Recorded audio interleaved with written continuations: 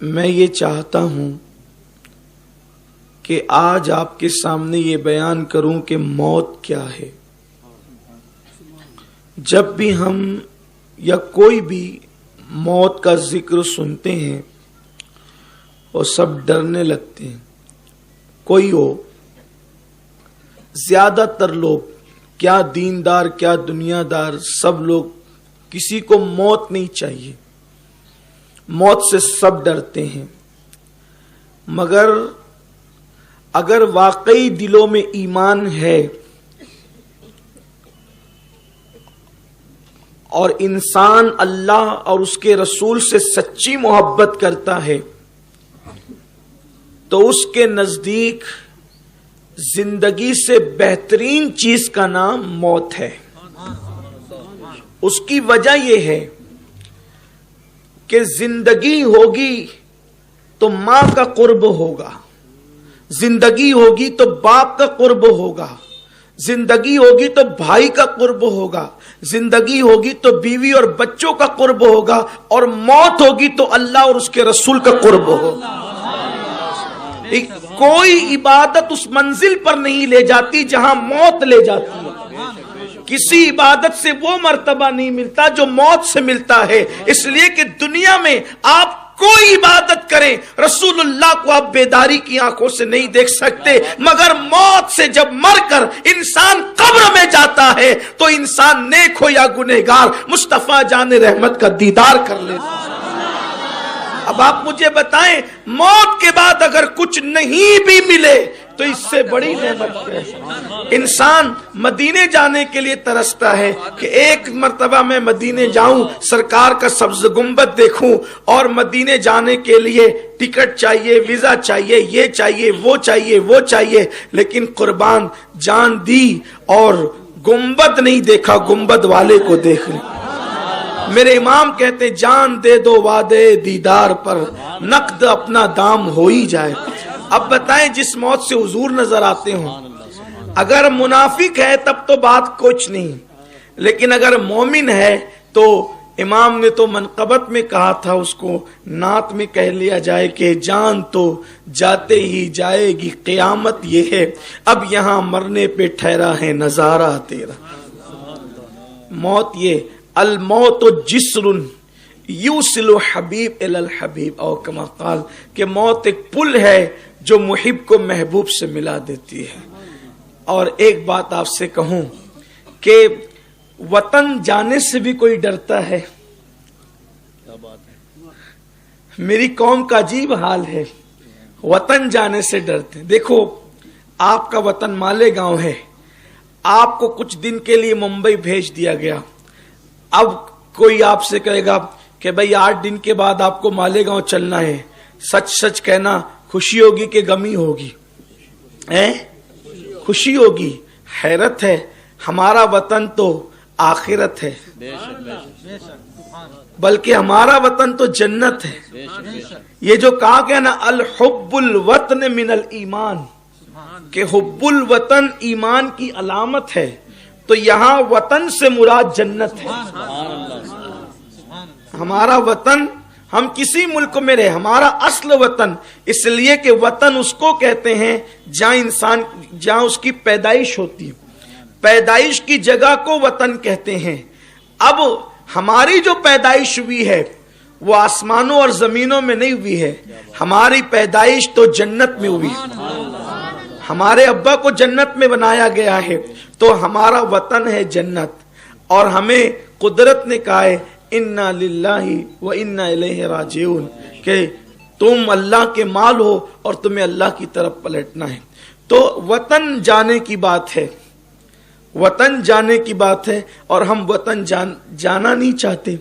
اور ایک بات آپ سے کہتا ہوں کہ یہاں جتنے ٹینشن ہے، وطن میں کوئی ٹینشن پردیس میں ہوتے ہیں، وطن میں نہیں۔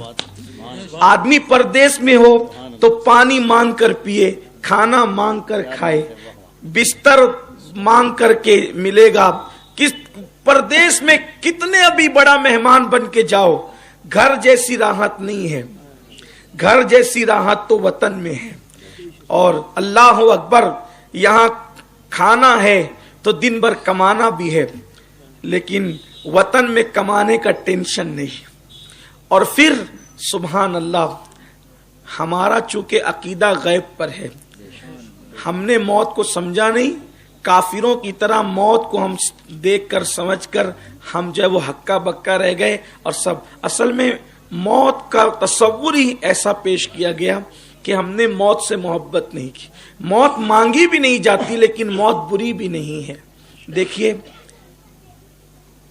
دراصل اللہ کے رسول علیہ السلام نے فرمایا کہ انسان دنیا میں ایسے ہے جیسے مسافر. ایک آدمی سفر کرتے ہوئے, پہلے جب لوگ سفر کرتے تھے تو کار وغیرہ تو نہیں تھی آپ کو معلوم ہے, تو لوگ گھوڑوں پر, اونٹوں پہ, کھچر, پہلے پیدل سفر کرتے تھے. تو سفر کرتے کرتے جب مسافر تھک جاتا تو کچھ دیر کے لیے وہ درخت کے نیچے سستانے کے لیے بیٹھ جاتا یا سو جاتا, اس کے بعد اٹھتا اور اٹھ کر کے چل دیتا. اسی لیے اللہ کے رسول علیہ السلام نے فرمایا کہ درختوں کے نیچے, سایہ دار درختوں کے نیچے پیشاب مت کیا کرو, پاخانہ مت کیا کرو, کیونکہ وہاں مسافر آ کر کے ٹھہر سکتے ہیں, ان کو تکلیف ہوگی.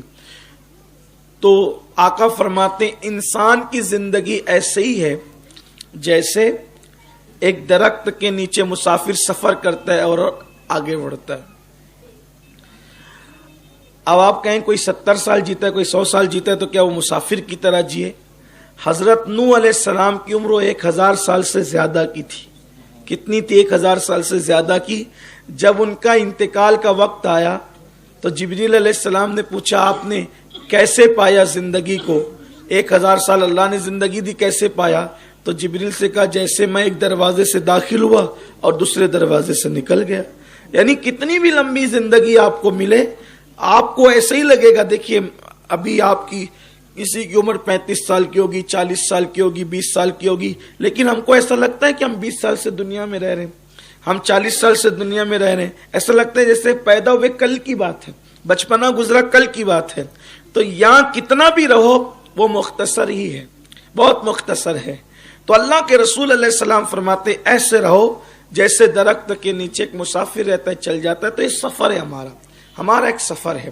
دیکھیے جب انسان عالم ارواح میں تھا, یہ اس کا سفر شروع ہوا. انسان کا سفر اتنی بات کرتا ہوں جتنی سمجھ سکیں, کیونکہ مجھے مرکز پہ بہت اہم عنوان سے پہنچنا ہے اور جلدی پہنچنا ہے. انسان کا جو سفر شروع ہوا ہے وہ علم الہی سے شروع ہوا ہے. علم الہی کی تشریح چھوڑ دیتے ہیں, پھر اس کے بعد علم الہی سے سفر شروع ہوتا ہے. پھر انسان آتا ہے عالم ارواح میں, یعنی روحوں کی دنیا میں آتا ہے انسان.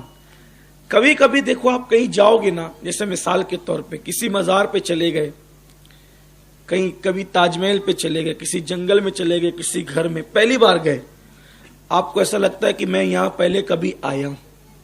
آپ کو غور کرنا, کبھی کبھی ایسا ہوتا ہے میں پہلے آیا ہوں, حالانکہ آپ یقیناً پہلے وہاں نہیں گئے لیکن پھر بھی لگتا ہے میں پہلے آیا ہوں.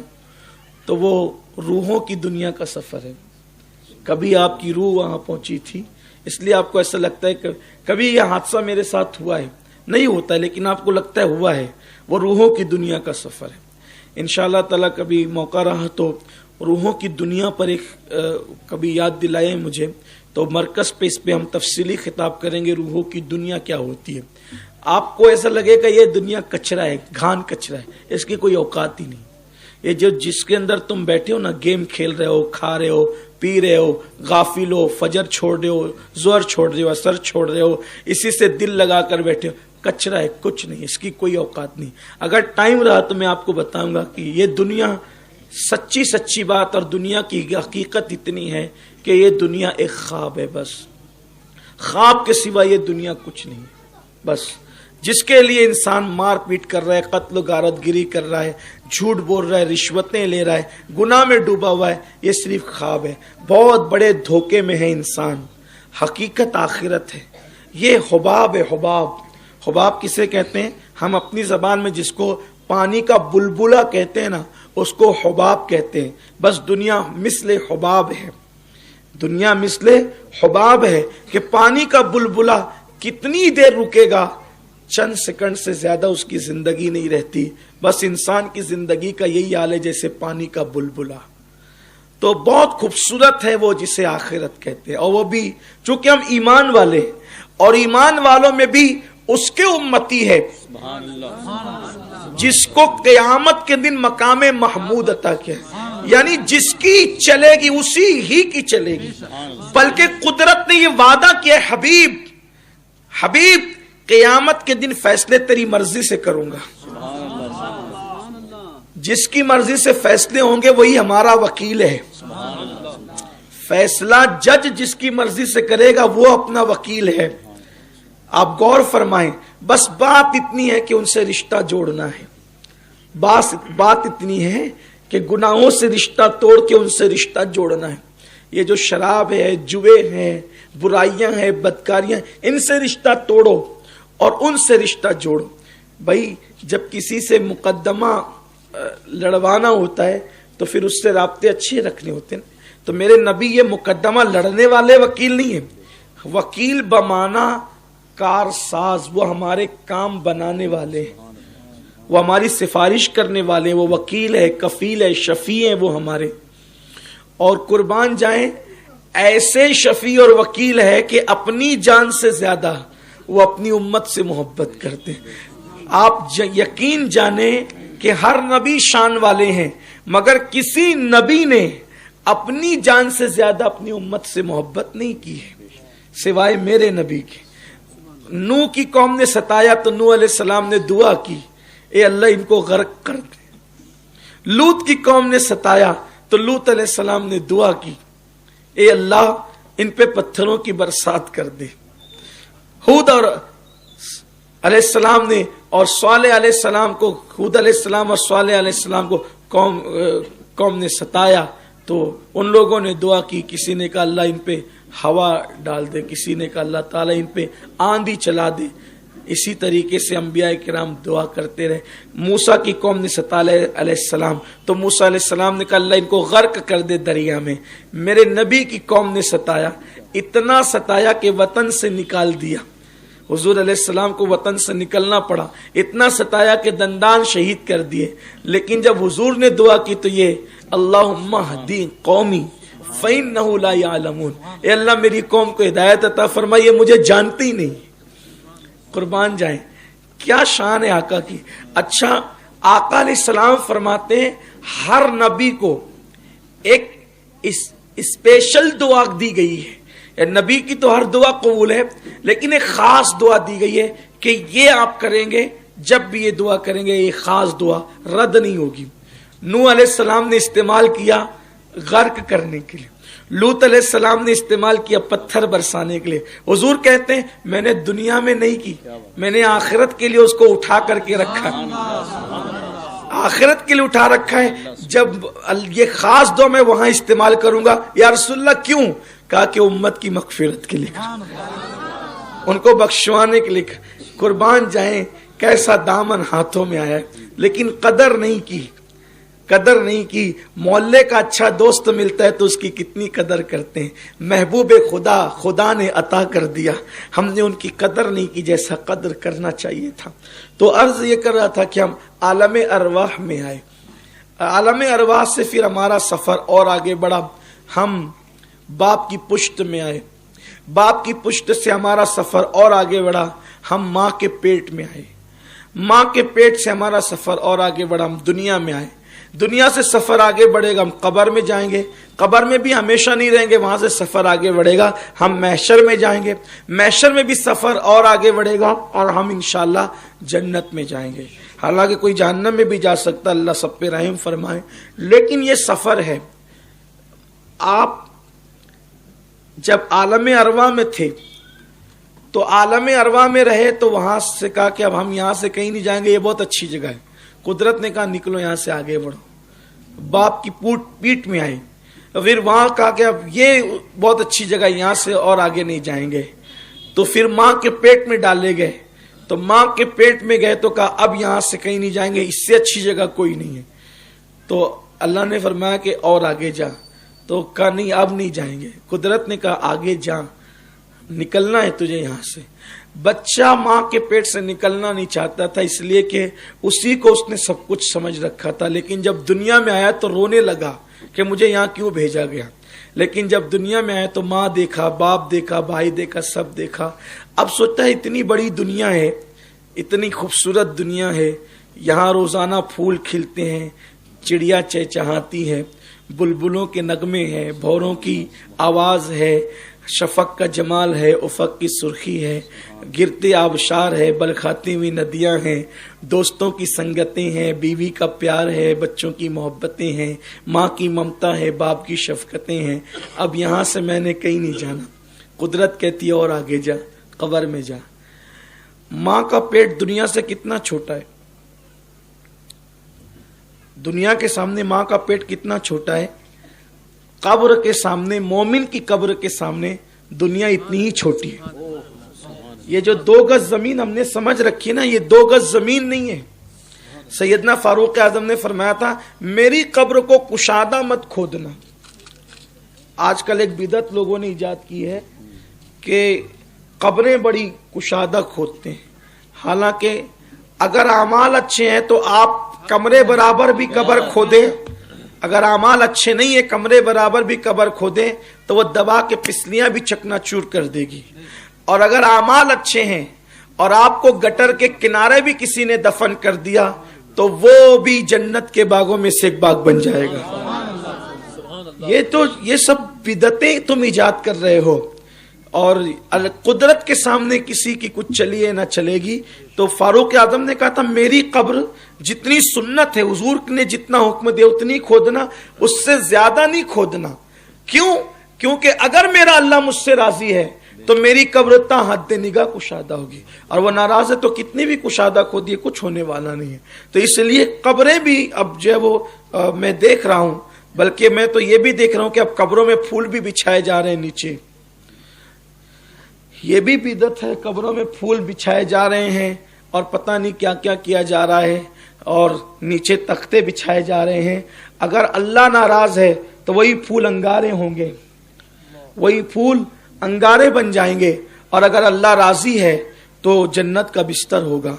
अपनी हठधर्मी कब्र में भी तुम चला रहे हो, अपनी हठधर्मियां तुम अमाल अच्छे करो, कुदरत का वादा है। और फिर तुम मोमिन हो, ईमान पर दुनिया से गए। यार जिस कब्र में हुजूर आ गए, अब उस कब्र का हाल क्या है, उस कब्र की शान क्या है? वो जन्नत के बागों में से तो बाग है ही है ना। अल्लाह अकबर। तो मोमिन की कब्र के सामने दुनिया ऐसी है जैसे दुनिया के सामने माँ का पेट जितना छोटा है उतनी दुनिया छोटी है, क्योंकि मशरिक से लेके मगरिब तक, बल्कि जहां तक नजर जाती है मोमिन की कब्र कुशादा कर दी जाती है और जन्नत का बिस्तर बिछा दिया जाता है उसके लिए। यह है मोमिन की कब्र। और सिर्फ वो जन्नत का बिस्तर ही नहीं होता, बल्कि जन्नत के 2 दरवाजे उसकी कब्र में खोल दिए जाते हैं, और वो चैन की नींद सोता है वहां पर, और इस इंतजार में सोता है कि क़यामत के दिन उसको उठना है। अब आप सोचते होंगे, या अल्लाह कितना सोएंगे, ये भी तो है ना, कितना सोएंगे। असल में जब हुजूर को का दीदार करके सोएंगे, यानी कब्र में हुजूर का तो दीदार होगा सल्लल्लाहु अलैहि वसल्लम, हुजूर का दीदार होगा कब्र में और सो जाएंगे। तो जब क़यामत के दिन उठेंगे तो पूछने वाला अगर पूछेगा कि कितना सोए कब्र में, तो वो कहेगा कि रात को सोया और सुबह को उठ गया। यानी लोगों को लग रहा है ना कि अब्बा 50 साल से कब्र में है, और दादा 100 साल से है, और परदादा 150 साल से है, और लकड़ दादा 200 साल से है। ये तुम्हारे लिए सब है, लेकिन उसके लिए तो ऐसे ही है जैसे रात को सोया है और सुबह को बेदार हो गया। और फिर और सुनो, और प्यारी बात सुनो कि इंसान जब रात को सोता है और नींद पूरी करके उठता है तो कैसे बिल्कुल फ्रेश होता है, हशाश बशाश होता है। तो जब मोमिन अपनी कब्र से उठेगा तो फ्रेश होकर के उठेगा। अब क्यों उठेगा फ्रेश होकर के? इसलिए कि उसको नबी के दीदार के बाद अब एक और बड़ा दीदार होना, नबी के दीदार के बाद एक बड़ा दीदार होना है, वो है दीदार खुदावंद कुद्दूस। ये कोई कहानी किस्सा नहीं है, یہ تو قرآن کی باتیں، یہ تو حدیث کی باتیں. آپ بتائیں آپ کہاں آپ کو موت بری لگتی ہے؟ موت میں تکلیف کہاں ہے؟ مصیبت کہاں ہے؟ عذاب قبر کہاں ہے؟ آپ کے اعمال اچھے ہوں تو عذاب قبر نہیں ہے. اور اگر اللہ نہ کرے، ہزار بار نہ کرے، کسی مومن کو اگر اللہ نے عذاب قبر میں گرفتار بھی کر دیا تو بس احادیث کی روشنی میں یہ پتہ چلتا ہے کہ وہ مومن صرف جمعرات کا سورج غروب ہونے تک عذاب میں مبتلا رہتا ہے. کیونکہ جب شب جمعہ آتی ہے، شب جمعہ، تو ہر مومن کی قبر سے عذاب اٹھا لیا جاتا ہے. شب جمعہ کی برکت سے بس ایمان والا ہونا چاہیے، ہر مومن کی قبر سے عذاب اٹھا لیا جاتا ہے اور پھر عذاب ہٹ جاتا ہے. اور جب جمعہ کا دن گزر جاتا ہے اور جمعہ کا سورج غروب ہوتا ہے، فرشتے پھر تیاری کرتے ہیں عذاب لے جانے کی. اللہ کہتا ہے کہاں جا رہے ہو؟ کہا عذاب لے. کہا مجھے حیا آتی ہے کہ ایک بار جس سے عذاب ہٹا دوں دوبارہ پھر اس پر عذاب کروں. لیکن مومن دنیا سے جانا چاہیے، ایمان پر جانا اہم ہے. مگر یاد رکھیں یہی سب سے بڑی بات ہے، جو ایمان پر گیا اس کا بیڑا پار ہے، اور جو ایمان پر نہیں گیا پھر تو اس کا سارا معاملہ ہی خطرناک ہے. آج ایمان چھیننے کی کوشش ہو رہی، ایمان. اور ایمان دیکھو ہزاروں جانیں دے دیں لیکن کبھی ایمان نہیں دینا. حضرت بلال حبشی نے کیا کیا؟ کتنی مار کھائی، ایمان نہیں دیا. حضرت جو ہے وہ جناب خباب کو کس طرح تکلیفیں دی گئی، خبیب کو شہید کر دیا گیا، نہیں دیا، انہوں نے ایمان نہیں دیا. اور آج ہم گانے سن رہے، گانوں میں کفریہ کلمات سن رہے ہیں. اور چونکہ ہمارے بزرگوں نے فرمایا، یہ میں کئی مرتبہ مسئلے بیان کر چکا ہوں، کہ جن گانوں میں کفریہ کلمات ہے جو اس کو خوش رہ کر سنے گا وہ کافر ہو جائے گا. اس لیے گانے سے بچو، سیریل سے بچو، صرف گندی پکچر ہی سے مت بچو، ہر پکچر سے بچو، کیونکہ ہر پکچر میں کہیں نہ کہیں کفریہ خباثت ہے اور وہ تمہارا ایمان لے لیتی ہے. ڈائلاگ اس میں ایسے ہوتے ہیں جو تمہارے ایمان کو برباد کر سکتے ہیں، تباہ کر سکتے ہیں. ایسی باتیں کرنے سے بچو جس سے ایمان کو خطرہ ہے. اللہ سے رات دن دعا کرو کہ ایمان پر دنیا سے جائیں. دیکھو ایمان پر جانے کے بڑے فائدے ہیں. اب میدان محشر کی باری آئی. میں بہت ہلکا ہلکا سا اشارہ دے کے بڑھ رہا ہوں تاکہ جنت تک ہمارا یہ سفر پہنچ جائے. تو میدان محشر میں جب جانے کی بات ہوگی تو کیسے جائیں گے میدان محشر میں؟ اللہ کے رسول علیہ السلام کی حدیث ہے، سرکار فرماتے ہیں کہ میں اپنی قبر سے سب سے پہلے اٹھوں گا، اور فرماتے ہیں اپنے سر سے مٹی جھاڑتے ہوئے. آگا فرماتے ہیں میں اپنے سر سے مٹی جھاڑتے ہوئے اپنی قبر سے اٹھوں گا اور ابو بکر کو اور عمر کو اپنے ساتھ لوں گا. یعنی کہ سعودی کے مفتی کا فتویٰ قابل عمل نہیں ہوگا کہ یہ جو کہا جا رہا ہے نا کہ رسول اللہ کو اور صدیق و فاروق کو جو ہے وہاں سے نکال کر جو ہے وہ جنت البقیع میں منتقل کر دو. منتقل کرنے والوں کی حکومت منتقل ہو جائے گی. حضور فرماتے ہیں میں اپنی قبر سے اٹھوں گا جہاں صحابہ نے دفن کیا ہوگا. اس کا مطلب حضور کی قبر وہاں سے ہٹائی نہیں جا سکتی، حضور وہیں رہیں گے. اور فرماتے ہیں میں، اور پھر یہ بھی سن لیں اگر سعودی سوچتا ہے کہ نبی کو نکال کے جنت البقیع میں منتقل کرے گا تو ایرانی کا خواب بھی پورا نہیں ہو سکے گا. ابو بکر و عمر کو بھی رسول اللہ سے دور نہیں کیا جا سکے گا. حضور فرماتے ہیں میں دونوں کو ساتھ لوں گا اور پھر ہم انتظار کریں گے بقی والوں کا، یعنی جو سامنے قبرستان ہے ہم ان کا انتظار، وہ آئیں گے پھر ان کو لے کر ہم چلیں گے تو پھر جنت المعلا والوں کا انتظار کیا جائے گا اور پھر وہ مکے کے قبرستان کے لوگ آئیں گے اور پھر اس طرح سے سارے مومنین کو لے کر، سارے ایمان والوں کو لے کر حضور میدان محشر میں جائیں گے. اب آپ سے پوچھتا ہوں کہ اگر مجرم وکیل کے ساتھ ہو اور وہ بھی ایسا وکیل جو جس نے بچانے کا وعدہ کر لیا ہو، اس کو کھٹکا کس بات کا ہے؟ بلکہ وہاں ہم، اب سنیے، مومن کی بات کر رہا ہوں، منافق اور فاسق و فاجروں کی بات نہیں کر رہا ہوں، عاشقان رسول مومنوں کی بات کر رہا ہوں. وہاں میدان محشر میں ہم بحیثیت مجرم نہیں جائیں گے بلکہ ہم وہاں بحیثیت باراتی جائیں گے. وہاں بحیثیت باراتی جائیں گے اور وہاں دولہا ہوگا آمنہ کا لال اور باراتی ہوں گے ہم سب گنہگار. اب آپ دیکھیں باراتی کتنا بھی بے وقوف ہو، باراتی کے کپڑے پھٹے پرانے ہو، باراتی کس قدر بھی احمق ہو، باراتی کتنا بھی غیر گزرا ہو، باراتی کتنا بھی ذلیل ہو، باراتی کتنا بھی کیسا بھی ہو، اب جب وہ بارات میں دولہے کے ساتھ آتا ہے تو باراتی کو نہیں دیکھا جاتا. مثال کے طور پہ کسمبا روڈ پر دو لڑکوں کا جھگڑا ہوا، مارا پیٹی ہوئی. اب ہوئی اس کی بہن کی شادی، جس کو مارا تھا ایک نوجوان نے، مار کھانے والے کی بہن کی شادی ہوئی. اب بہن کی شادی ہوئی تو یہ جب بھی اس کو دیکھتا تھا تاکتا تھا سالے کو ملے گا تو بہت ماروں گا. یعنی ایک مالیگاؤں کی میں بات کر رہا ہوں، اس کا غصہ کہ سالہ ملے گا تو بہت ماروں گا، یہی اس کا ذہن تھا.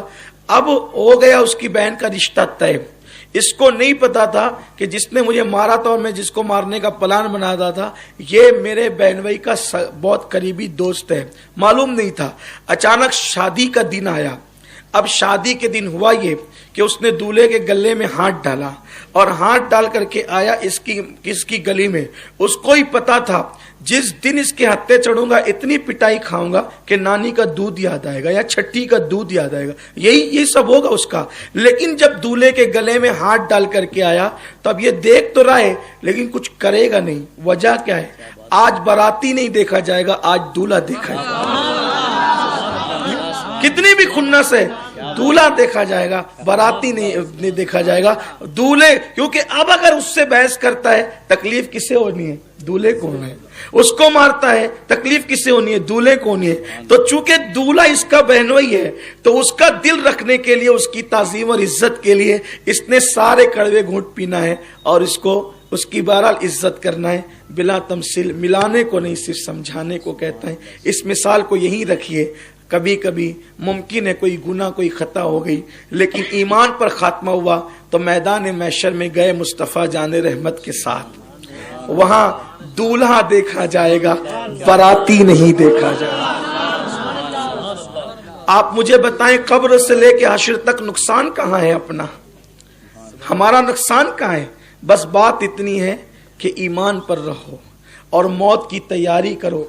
راتوں کو فلمیں دیکھنے کی بجائے اپنی راتوں کو ہو سکے تو اللہ کے خوف سے رو کر گزارو، خشیت ربانی سے گزارو. مولا مشکل کشا جن کے بارے میں سرکار نے فرمایا جس کو علی چٹھی دیں گے وہی جنت میں جائے گا، وہ علی رات کے آخری پہر میں اللہ کے خوف سے ایسے روتے تھے جیسے کسی کو سانپ ڈس لیتا ہے تو کیسے وہ تڑپ تڑپ کر روتا ہے. مولائے کائنات اللہ کے خوف اور اللہ کی خشیت سے ایسے روتے تھے.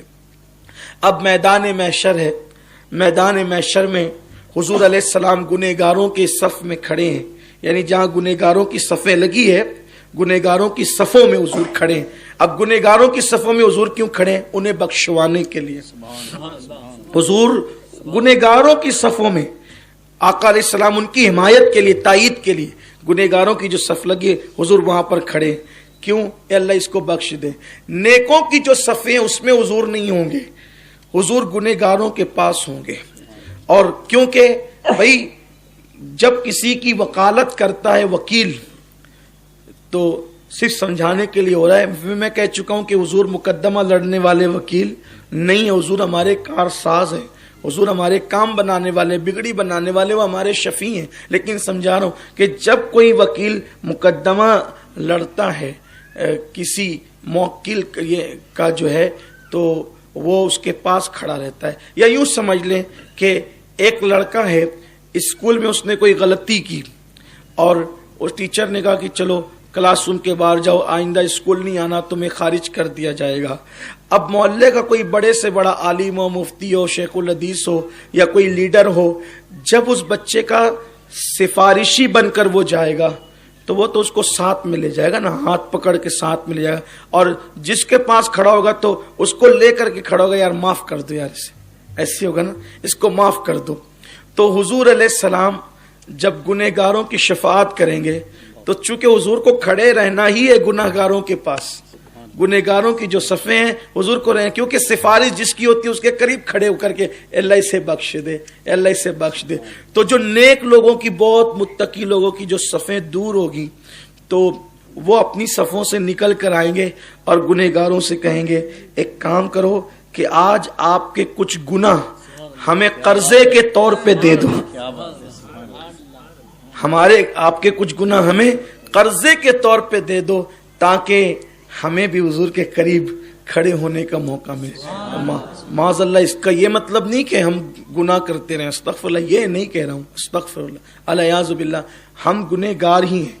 हम नमाज भी पढ़ते हैं तो हमसे गुनाह होता है, हालत नमाज में भी हमसे गुनाह होते हैं, हमारा हाल ये है। तब ये नहीं कि आप जो है वो सोचे कि यार वो तो नेक लोग आएंगे गुनाह कर्ज के तौर पे मांगने के लिए, तो चलो जरा बैलेंस करते चलते, ला इलाहा इल्लल्लाह अस्तग़फ़िरुल्लाह, इसको ऐसे नहीं समझे आप, ऐसे नहीं करें, क्योंकि गुनाह की वजह से कभी कभी इंसान की मौत कुफ्र पर होती है।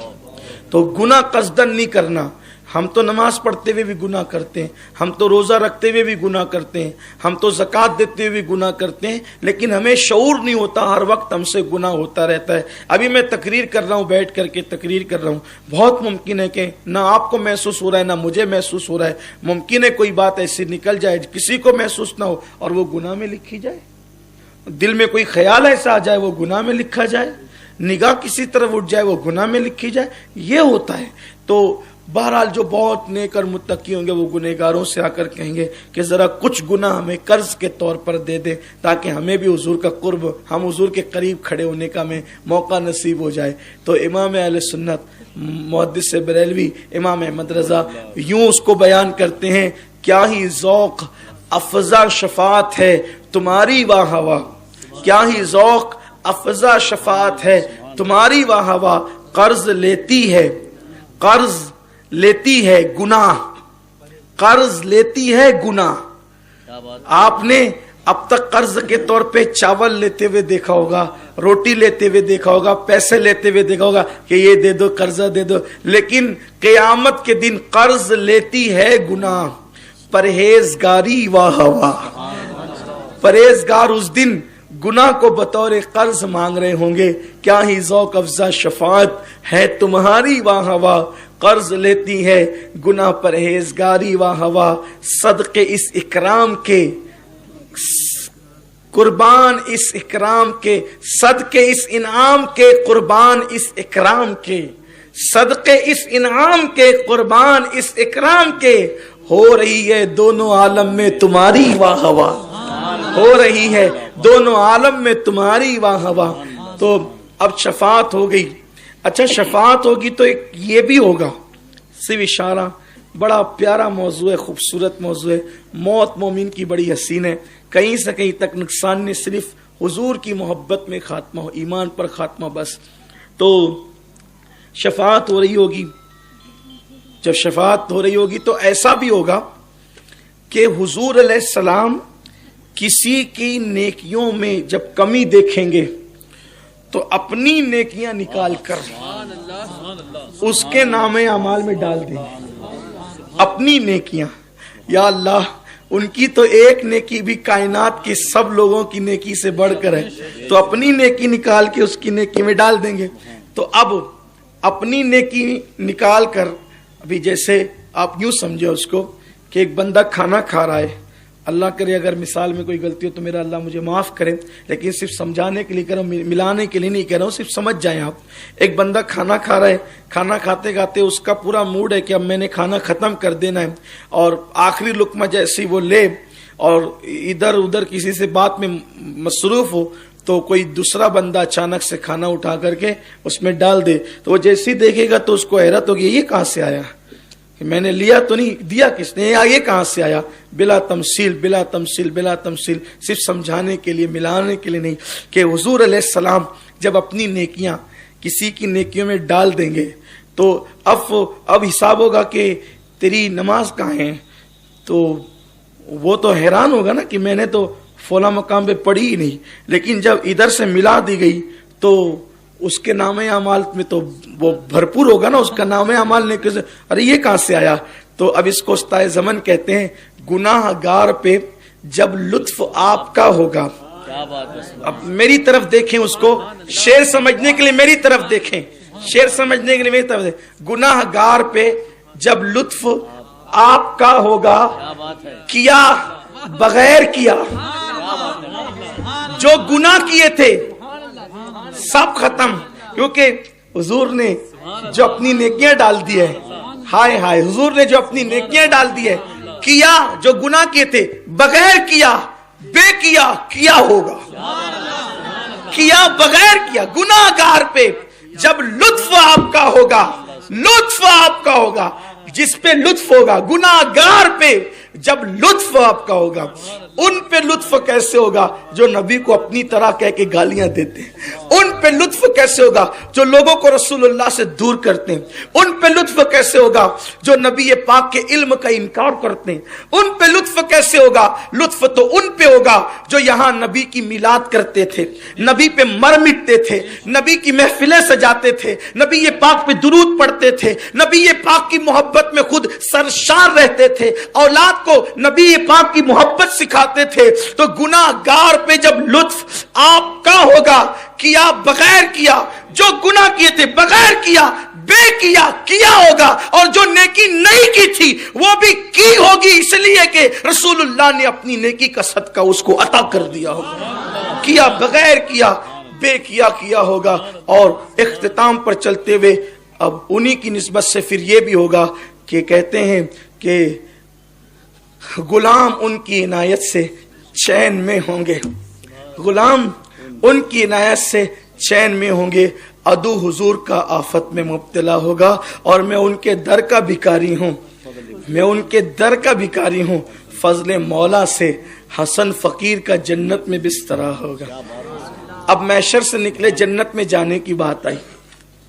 اچھا، جب میدان محشر ہی میں ہوں گے، میدان محشر ہی میں ہوں گے، تو ایک نظارہ اور ہوگا کہ حضور علیہ السلام میدان محشر میں اپنے پیاسے امتیوں کو اپنے ہاتھوں سے جام بھر بھر کے پلا رہے ہوں گے. یہ ہے میدان محشر، یہ ہے سب. مگر ایک بات بتاؤں، آپ کہیں گے حضور کے ہاتھ سے جام کوثر بھی چاہیے، چاہیے کہ نہیں چاہیے؟ کتنے لوگوں کو چاہیے اب ذرا مجھے بتائیں. کوثر چاہیے؟ ہاتھ نیچے کریں. جنت چاہیے؟ بوٹا جس کو چاہیے بس وہی ٹھیک ہے. حضور کا دیدار چاہیے؟ ٹھیک ہے. اللہ کا دیدار چاہیے؟ یہ سب ملے گا کب؟ سب ملے، اس کے لیے مرنا پڑے گا. کیا بات ہے، کیا بات ہے، سبحان اللہ. اس کے لیے، اور آپ مرنا چاہتے نہیں.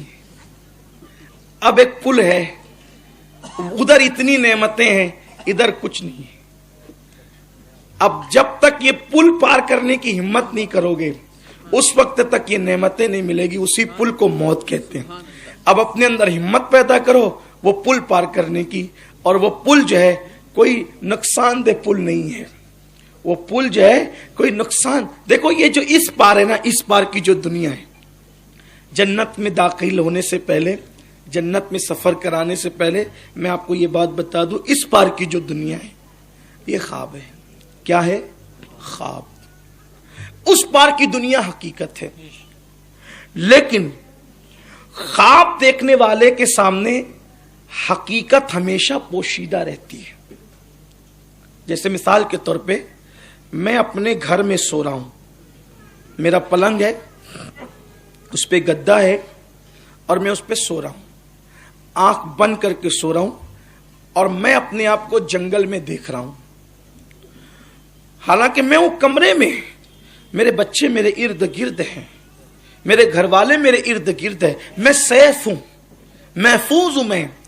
لیکن خواب میں نے جنگل میں اپنے آپ کو دیکھا، شیر ہے، چیتے ہیں، ہرن ہے، کتے ہیں، بلی ہیں، سب مجھے وہ ڈرا رہے ہیں، لیکن میں سیف ہوں. بولو ایسی حالت میں جو حقیقت ہے وہ خواب دیکھتے وقت میری نظروں سے پوشیدہ ہے. صحیح ہے؟ خواب دیکھتے وقت انسان کو حقیقت کا ادراک نہیں ہوتا، یعنی حقیقت کا پتہ نہیں ہوتا. اب مثال کے طور پہ ایک بندہ ہے، جو ٹاٹ کے بستر پہ سو رہا ہے اور خواب دیکھ رہا ہے کہ میں دلی کے تخت پہ بیٹھا ہوں، تو بولو کہ وہ ٹاٹ کا بستر بدل جائے گا خواب کی وجہ سے، یا نرم گدا بدل جائے گا جنگل دیکھنے کی وجہ سے؟ مولا مشکل کشا سرکار علی کرم اللہ وجہ الکریم فرماتے ہیں یہ دنیا میں جتنے انسان ہیں یہ سب خواب میں یہ سب خواب دیکھ رہے ہیں، جاگتی آنکھوں سے خواب دیکھ رہے ہیں۔ ان کا خواب اس وقت ختم ہوگا جب موت سے ان کی آنکھیں بند ہوگی۔ ابھی ہم سب خواب میں، مجھ سے صوفی کلیم مل رہے ہیں، مجھ سے حافظ مقصود مل رہے ہیں، مجھ سے ہمارے یہ مل رہے ہیں، مولانا غفران مل رہے ہیں، یہ سب خواب ہے۔ آپ کو 3 بچے پیدا ہو گئے ہیں، یہ خواب ہے۔ آپ کی شادی ہو گئی ہے، خواب ہے۔ آپ نے جو وہ بی ایڈ ڈی ایڈ کی ڈگری لے لی ہے، خواب ہے۔ اب آپ کہیں گے آپ نے تو سب کو خواب بنا دیا، میں نے نہیں بنایا۔ حضرت مولا مشکل کشا کہتے ہیں، حضور کی حدیث ہے، یہ خواب ہے خواب۔ اب خواب کیا ہوتا ہے اس کو سنو، پھر ہم جنت کا سفر کرتے ہیں کہ جنت میں ہم کیسے جائیں گے انشاءاللہ۔ تو بس موت سے مت ڈرو، موت 1 سیکنڈ پہلے بھی نہیں آئے گی، 1 سیکنڈ بعد بھی نہیں آئے گی، جو ٹائم ہے اسی ٹائم پر آئے گی، جس کی جتنی عمر ہے۔ اور ایک بات یہ بھی بتا دوں، ہماری جتنی زندگی ہمارے لیے دنیا میں بہتر ہوتی ہے بس اللہ اتنے دن ہمیں زندہ رکھتا ہے۔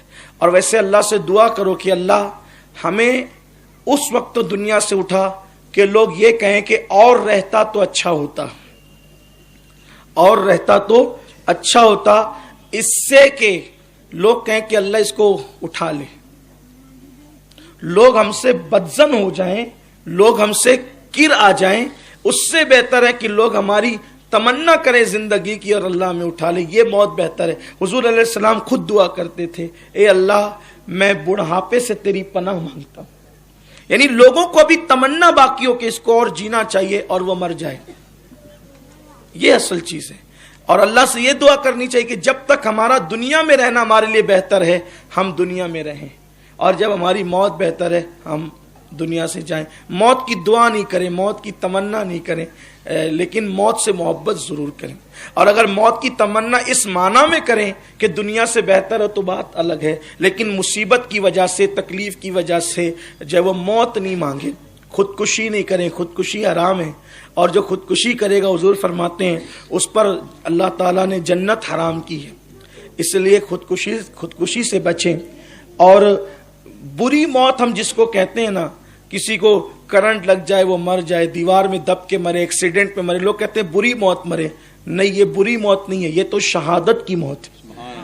بری موت کفر کی موت ہے، بری موت گناہوں میں موت ہے، ہاں بری موت گناہوں میں موت ہے۔ بری موت جو ہے اللہ کی ناراضگی والی موت ہے۔ جو موت بری تھی ہم اس کو بری نہیں سمجھتے، اور جو موت شہادت کی موت تھی ہم اس کو، کوئی ایکسیڈنٹ میں مر گیا لوگ کہتے ہیں کہ یار ابھی وہ نکلے گا سب کو ستائے گا، وہ تو بھوت بن گیا ہے کیونکہ وہ بری موت سے مرا ہے، حالانکہ وہ تو شہید ہوا ہے۔ مسلمان اگر ایکسیڈنٹ میں مرے تو وہ شہید ہوا ہے، اگر وہ ڈوب کے مرے تو شہید ہوا ہے، اس کو جلا دیا گیا تو وہ شہید ہوا ہے، اگر کوئی عورت بچے کی پیدائش کے وقت ڈیلیوری میں مری ہے تو وہ شہید ہوئی ہے۔ لوگ کہتے ہیں وہ تو ناپاک دنیا سے گئی ہے، پتہ نہیں وہ کتنوں کو لگے گی، وہ کتنوں کو لگے گی چڑیل بن کر کے۔ یہ کافروں کا عقیدہ ہے۔ وہ بچے کو جنم دیتے دیتے دنیا سے گئی ہے، وہ جہاد کرتے کرتے دنیا سے گئی ہے، اس کا مقام شہادت ہے، وہ شہید ہے، وہ ناپاک نہیں گئی ہے دنیا سے، وہ شہید ہو کر کے گئی ہے دنیا سے۔ دین معلوم نہیں ہے لوگوں کو، زبردستی بکواس کرتے رہتے ہیں اور کافروں سے عقائد لے کر کے اس کو زہر کی طرح اگلتے رہتے ہیں، نہیں سیکھتے ہیں دین، اور بکواس کر کے اپنی بھی آخرت خراب کرتے ہیں، لوگوں کی بھی آخرت خراب کرتے ہیں۔ جو انتقال کر گیا مسلمان ہو یا کافر، اس کی روح جو ہے وہ چلی گئی اس کی منزل کی طرف، اب وہ کبھی نکل نہیں سکتا، وہ کسی کو لگ نہیں سکتا۔ پھر یہ کیا ہوتا ہے، اصل میں جو خبیث جنات ہوتے ہیں وہ تمہارے عقائد کو متزلزل کرنے کے لیے فلاں فلاں اور فلاں کا نام لیتے ہیں، ورنہ روحیں ایک مرتبہ چلی گئی، اب وہ روح دوبارہ کسی کے جسم میں نہیں آ سکتی۔ ہمارے یہاں یہ عقیدہ نہیں ہے، روح ایک ہے اور وہ جسم سے نکل گئی پھر وہ دوبارہ کسی کے جسم میں نہیں جائے گی۔ یہ سب غلط عقیدے سے توبہ کرو، غلط نظریات سے توبہ کرو۔ اگر وہ کافر کی روح ہے تو کافر کی روح یا تو اس کے مرگٹ پر ہوگی، یا تو سجین میں ہوگی، یا تو ایک نالہ ہے بابل کے مقام پر وہاں اس کی روح ہوگی۔ مومن ہے اس کی روح یا تو قبر پر ہوگی، یا تو زمزم کے کنویں پر ہوگی، یا تو کعبہ اور مقام ابراہیم کے درمیان ہوگی، یا تو عرش اعظم کے نیچے ہوگی۔ جیسا اس کا مرتبہ ہے وہاں اس کی روح ہوگی۔ تو نہ مومن کی روح نہ کافر کی روح، وہ کافر کی روح تو قید ہو گئی، مومن کی روح اللہ پاس ہے، اور اب بتائیں کہ وہ کون کس کو نقصان پہنچائے گا؟ یہ سب غلط نظریات سے توبہ کرو۔ بہرحال بات ختم کرنے لگا ہوں اور بات بہت طویل ہو گئی ہے، کہ میں عرض یہ کر رہا تھا کہ یہ دنیا ہے خواب۔ مولا مشکل کشا کہتے ہیں تم سب خواب دیکھ رہے ہو۔ اب خواب میں کیا دیکھ رہے ہیں؟ یہ موت جب آئے گی اور آنکھیں بند ہوگی تو خواب سے آپ بیدار ہوں گے، ہم سب بیدار ہوں گے۔ دیکھو ہم نے دکان بنا لی، 4 دکان بنا لی، بائک خرید لی، کار خرید لی، بچے پیدا ہو گئے، مکان بن گئے، بنگلہ بن گیا، گھوڑا گاڑی، یہ وہ سب ڈگریاں مل گئی، سب ہو گیا۔ یہ بالکل ایسے ہی ہے کہ جیسے ایک بندہ بھوکا ہے، اس کے گھر میں کھانے کو نہیں ہے، اس کے ڈبے بجنے لگے، اس کی بیوی سے اس کا جھگڑا ہوا، ٹینشن میں وہ ٹاٹ کے بستر پہ لیٹا، لیٹنے کے بعد اچانک اس کی آنکھ لگی تو اس نے خواب دیکھا۔ خواب کیا دیکھا؟ کہ میں لندن کا بادشاہ بن گیا، میں نے 1000 ایروپلین خرید لیا، میں نے جو ہے وہ اتنے ہیرے خریدا، جواہرات خریدا، اتنے عطر کے شاپ خریدا، اتنے مال خریدا، یہ خریدا۔ خوب خواب میں بیچارہ خوش ہے، یہ خریدا۔ پھر ایک کی بجائے 4 بیویوں سے نکاح کیا، پھر ہر ایک بیوی کو 5 بیٹے پیدا ہوئے، میرا گھر بالکل گجگجا رہا ہے بچوں سے، یہ ہے وہ ہے، اور میں سب خوب مزے لے کر میز کرسی پہ بیٹھ کے کھانا کھا رہا ہوں۔ ایسے میں مست یہ سو رہا تھا، اور اس کی بیوی جو تھوڑی دیر پہلے جس سے جھگڑا ہوا تھا وہ آگے اٹھائی، چلو اٹھو بہت سو چکے۔ جیسے آنکھ کھلے گی، آپ بتاؤ کہ لندن ہوگا، ہنسنے کی بات نہیں، غور کرنا سمجھ، لندن ہوگا، بولو ہوگا، 4 بیبیاں ہوگی، بچے ہوں گے، عطر کی شاپ ہوگی، مال ہوں گے، کاریں ہوں گی، کچھ نہیں ہوگا۔ کیوں؟ یہ سب خواب میں تھا۔ بس ایسے ہی ہے، آپ نے دنیا میں سب سجایا، موت کا فرشتہ آئے گا، چل اٹھ، موت کا فرشتہ آئے گا، چل اٹھ، اور روح نکالے گا۔ اب نہ بچے اپنے ہیں، نہ بیوی اپنی ہے، نہ دکان اپنی ہے، نہ مکان اپنا ہے، کچھ اپنا نہیں ہے، اور ساتھ میں کون جائے گا؟ نہ بیوی، نہ بچے، نہ مال، نہ دکان، نہ کاروبار، کچھ نہیں۔ جو نیکیاں کی تھی، جو اعمال کیے تھے اچھے یا برے، بس وہی کفن میں ساتھ جائیں گے۔ سوچو خوابوں کی دنیا کو آراستہ کرنے کے لیے کتنی محنت کرتے ہو، حقیقت کی دنیا کو آباد کرنے کے لیے کتنی غفلت کرتے ہو۔ آؤ خوابوں کی دنیا کو آباد کرنے کی بجائے حقیقت کی دنیا کو سجانے کی کوشش کریں، اور جو حقیقت ہے اسی کو آخرت کہتے ہیں۔ حضور شفاعت کریں گے، یہاں تک بات پہنچی تھی۔ اب جب شفاعت ہو گئی تو اذن ملے گا، محبوب ان کو جنت میں لے جاؤ۔ حضور علیہ السلام جنت کی چابی حضور کو دی جائے گی، حضور جنت کی چابی حضرت ابوبکر صدیق کو دیں گے، اور ایک روایت میں آتا ہے کہ حضرت بلال کو دیں گے، اور جنت کا دروازہ کھولا جائے گا۔ اور حضور علیہ السلام فرماتے ہیں کہ میرے امتی اتنی کثرت سے جنت میں جا رہے ہوں گے کہ ان کے کثرت کی وجہ سے جنت کا دروازہ چر کرنے لگے گا۔ جو لوگ یہ سمجھتے ہیں کہ وہ بھی جنت میں نہیں جائے گا، وہ بھی جنت میں جائے گا، جنت میں صرف ہم ہی 4-6 لوگ جائیں گے، تو وہ یہ نہ سمجھے کہ جنت 10x10 کی ہے، جنت بہت بڑی ہے۔ وہ چر کریں گے دروازے، اتنی کثرت سے حضور کی امت جنت میں جائے گی، اور جنت کے مالک کی امت جنت میں نہ جائے گی تو پھر کون جنت میں جائے گا؟ بلکہ اور امتیں بھی جنت میں جائے گی تو وہ بھی حضور کے صدقے میں جائے گی۔ اور پھر کمال تو یہ ہے کہ حضور علیہ السلام ایک بار جنت میں نہیں جائیں گے، حضور علیہ السلام ایک بار جنت میں نہیں جائیں گے، حضور کئی مرتبہ جنت میں جائیں گے۔ حضور کئی مرتبہ جنت میں جائیں گے. کیوں؟ کیونکہ حضور آتے جاتے رہیں گے. اور لوگ ایک بار گئے تو دوبارہ باہر نہیں نکل سکتے اور نکلیں گے بھی نہیں. اتنا ظرف ابھی تو چاہیے.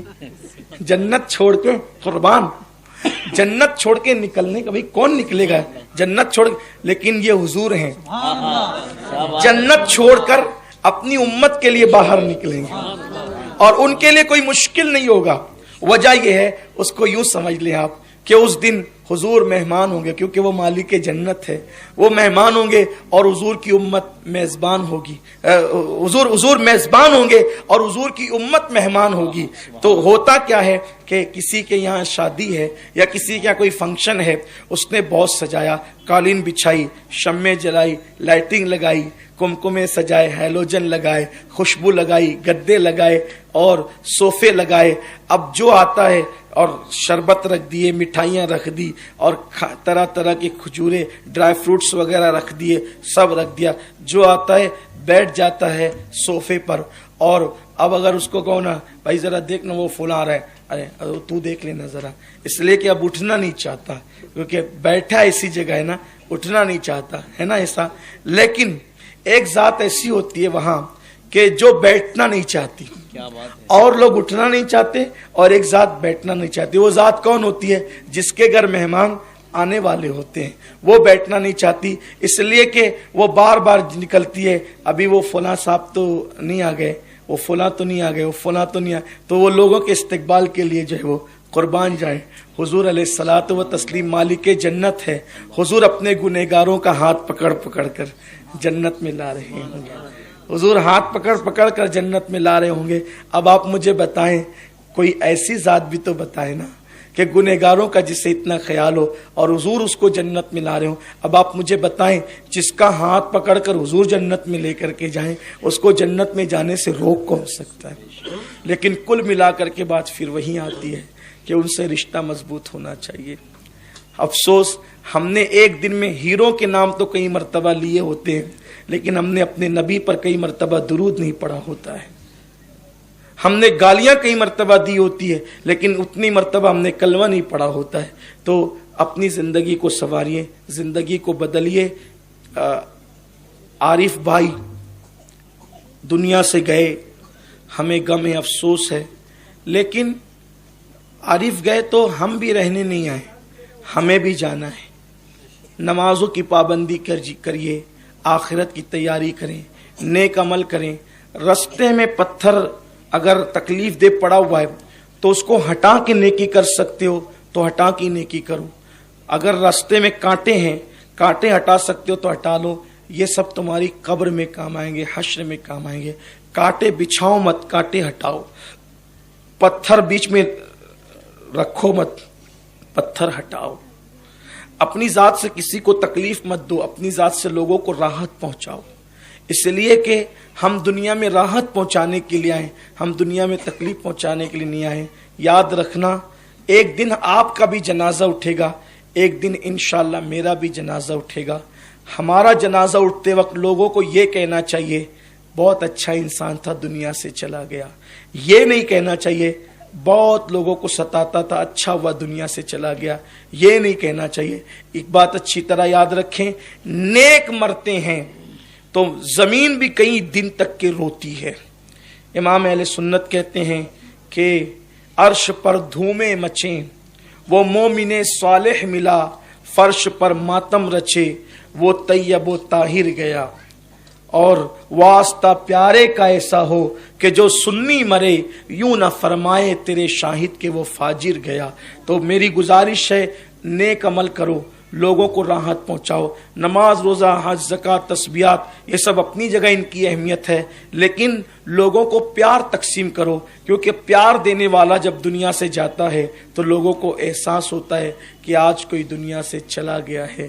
اس لیے لوگوں کے ساتھ محبت کا برتاؤ کرو، پیار کا برتاؤ کرو، اپنے اخلاق اچھے کرو، اپنے کردار اچھے کرو، اپنی زندگی اچھی کرو، اپنی اولاد کی تربیت اچھی کرو. اللہ تعالیٰ سے دعا ہے کہ اللہ مجھے آپ سب کو ایمان پر رکھے اور اللہ ایمان پر ہمارا خاتمہ فرمائے. گفتگو کے درمیان اگر کوئی غلطی ہو تو اللہ معاف کرے. استغفر اللہ ربی من کل ذنب و اتوب الیہ.